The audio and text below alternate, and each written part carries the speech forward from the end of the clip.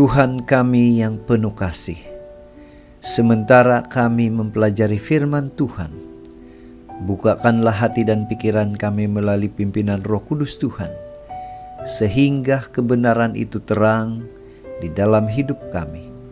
Dalam nama Yesus kami sudah berdoa. Amin. Shalom dan puji Tuhan atas kebaikan Tuhan pada setiap kita, sehingga pada pagi ini sekali lagi kita boleh bersama-sama mendengarkan renungan pagi kita yang bertajuk Janganlah Meninggikan Diri. Mengapa? Firman Tuhan di dalam Lukas 18 ayat 14 mengatakan, Aku berkata kepadamu, orang ini pulang ke rumahnya sebagai orang yang dibenarkan Allah, sedangkan orang lain itu tidak. Sebab siapa sahaja yang meninggikan diri, ia akan direndahkan, dan siapa sahaja yang merendahkan diri, ia akan ditinggikan.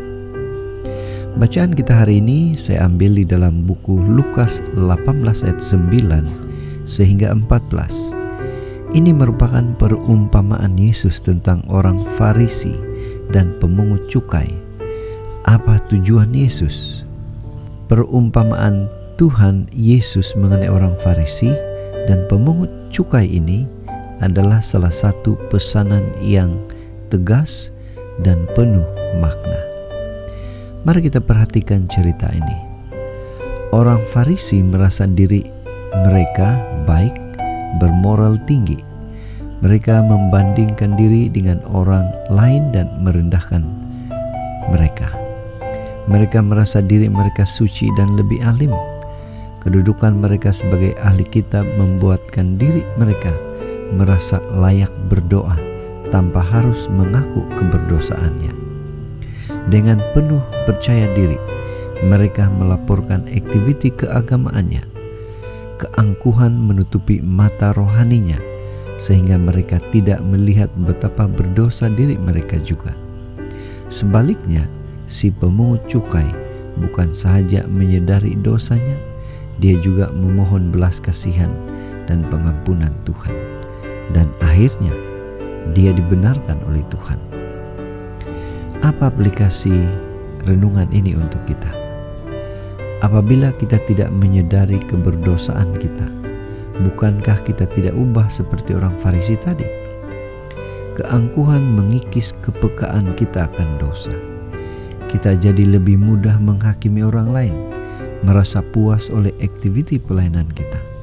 Meskipun berdoa kepada Tuhan, kita seolah-olah tidak memerlukan Tuhan. Padahal sesungguhnya kita tidak layak menghadap kehadirat Tuhan. Kita memerlukan anugerah pengudusan oleh pengorbanan Yesus di kayu salib, agar kita beroleh keberanian menghadap takhta Tuhan dalam doa kita. Marilah kita merendahkan diri di hadapan-Nya, dan biarlah Tuhan sendiri yang meninggikan kita oleh rahmat-Nya. Jadi pada pagi ini, sekali lagi, mari kita ingatkan diri kita, bahwa jika kita meninggikan diri, pasti kita akan hancur. Tetapi jika Tuhan yang meninggikan kita, tiada siapa yang dapat merendahkan kita.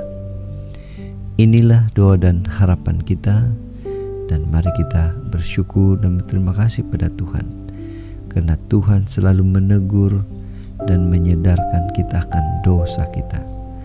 Dan kita bersyukur dan berterima kasih karena Tuhan memberikan kemampuan kepada kita untuk berserah sepenuhnya, merendahkan diri sepenuhnya kepada Tuhan.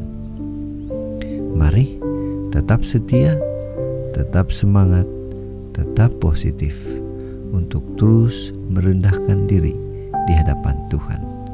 Tuhan memberkati. Mari kita berdoa.